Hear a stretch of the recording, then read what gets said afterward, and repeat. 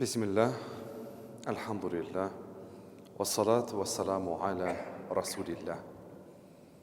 وقال النبي صلى الله عليه وسلم: من در الله به، من شق الله عليه. صدق رسول الله. Assalamu alaikum, құрметті мұсылман бауырлар, ардақты ағайын. Абу Сырма радиаллаху анху жеткен хадисте Алла елші Мұхаммед саллаллаху алейхи уассалам біздерге былай дейді: кімде-кім біреуге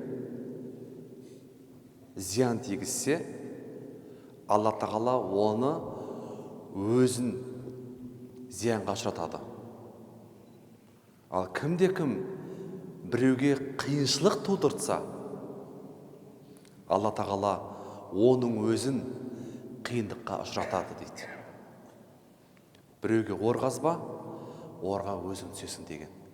Сондықтан да жалпы ислам діні адамзат баласын қоршаған ортаға, тіпті жан-жануарлар, өсімдік болсын, яки болмаса құс болсын, оларға ешқандай да адам баласына зиян тимейтін болса, біз зиянымызды тигізбеуіміз қажет.